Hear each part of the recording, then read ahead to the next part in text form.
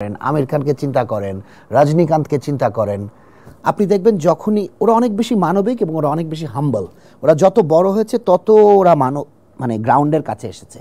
আর আমাদের এরা উদাহরণ যদি দিতেন কাদের, মানে ওদের যাদেরকে বলছেন, কেন আপনি প্রত্যেকটা লোকের একটা করে ফাউন্ডেশন আছে।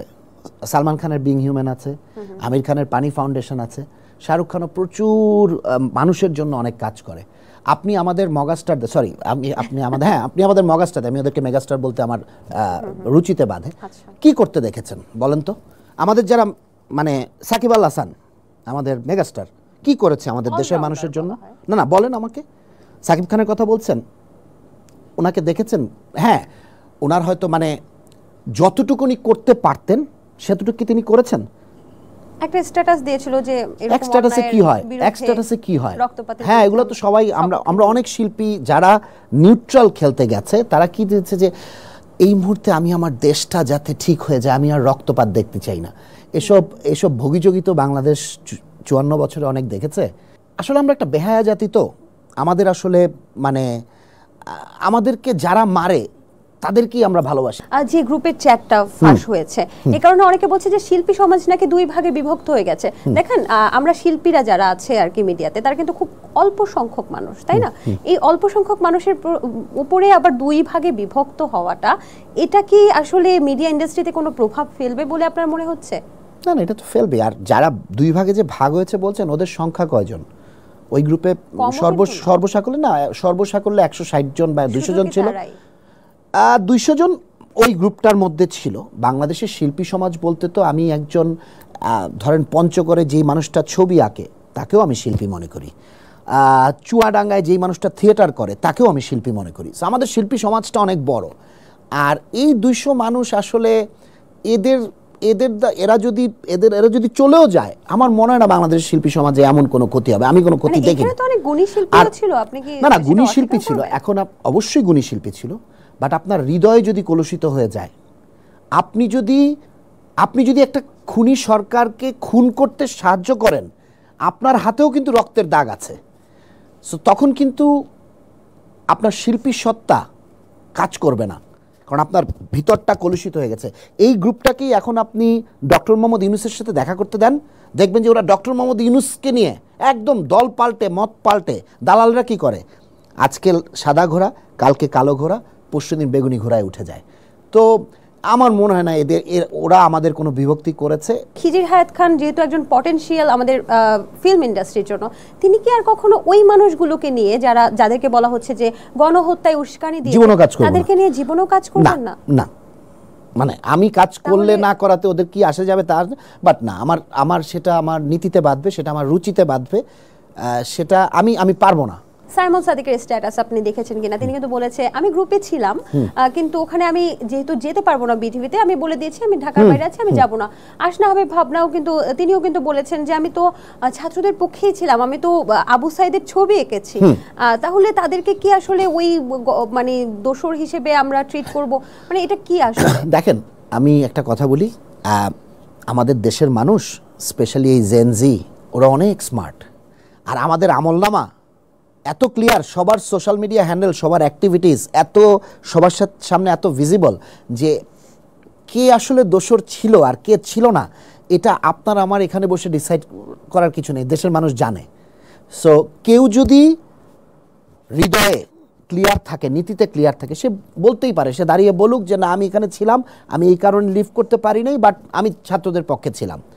দেশের মানুষ এটা বিচার করবে, এটা আপনার আর আমি বলাতে কিচ্ছু আসে যাবে না। বর্তমানে এই যে আমরা নতুন স্বাধীনতা অর্জন করেছি, এরপর থেকে জাতীয় সঙ্গীত পরিবর্তনের জন্য একটা কথা কিন্তু উঠছে, আলোচনাও হচ্ছে, সমালোচনাও হচ্ছে। আপনি কোন পক্ষে আছেন? আমার সোনার বাংলা গানটা রবি ঠাকুরের লেখা। যতদূর আমার মনে পড়ে, এটা বঙ্গভঙ্গের সময় 1906 সালে কলকাতার একটা পত্রিকাতে এসেছিল যে মা কালী, তিনি দুই হাতে দুটা কঙ্কাল নিয়ে আছেন, নিচে এই গানটা আছে। তিনি চান নাই যে ঢাকাকে কেন্দ্র করে মানে বঙ্গকে দুই ভাগে ভাগ করা হোক, ঢাকাকে কেন্দ্র করে একটা বঙ্গ হোক আর কলকাতাকে কেন্দ্র করে একটা হোক। সেই পরিস্থিতিতে তিনি এই গানটা লিখেছিলেন। পরবর্তীতে কালের পরিক্রমায় এটাকে আমরা জাতীয় সঙ্গীত হিসেবে অ্যাকসেপ্ট করে নিয়েছি। হ্যাঁ, রবীন্দ্রনাথ তো তখন চিন্তা করেন নাই যে একদিন যে 47-এ এসে ভারত পাকিস্তান ভাগ হবে, তারপর পাকিস্তানের মধ্যে পূর্ব পাকিস্তান পশ্চিম পাকিস্তান হবে, ওখান থেকে পূর্ব পাকিস্তান থেকে বাংলাদেশ হবে। ওটা তো রবি ঠাকুর তখন চিন্তা করে নাই, তাই না? বাট ওই গানটা আমাদের বাংলাদেশকে রিপ্রেজেন্ট করার জন্য ওয়ান অফ দি কি song, one of the very মানে মোস্ট ইম্পর্টেন্ট সং। সেটাকে আমরা আমাদের জাতীয় সঙ্গীত হিসেবে বিগত 54 বছর ধরে অ্যাকসেপ্ট করে নিয়েছি। এখন এই জায়গায় এই পর্যায়ে এসে আমরা যদি এখন জাতীয় সঙ্গীতকে চেঞ্জ করতে যাই, আমার কাছে মনে হয় এটা খুবই সিলি একটা ব্যাপার। কেন আমি এখন চেঞ্জ করতে যাব? আমার কি মানে চেঞ্জের অভাব আছে? মানে আমি কোথায় পড়ে আছি জাতীয় সঙ্গীত নিয়ে? আরে দেশের মানুষ খেতে পাইতেছে না, দেশের মধ্যে কোনো মানে দেশটা এখন একটা যুদ্ধবিধ্বস্ত দেশ, আমার অনেক কিছু আছে চিন্তা করার।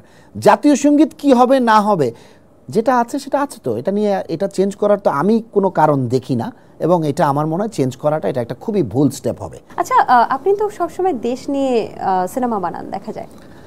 আমি সিনেমা বানাই যেটার মধ্যে হয়তোবা দেশপ্রেমটা থাকে, দেশপ্রেমটা নানাভাবে থাকে। তবে আমরা কবে ভরপুর নাচা গানা সিনেমা দেখতে পাবো আপনার থেকে?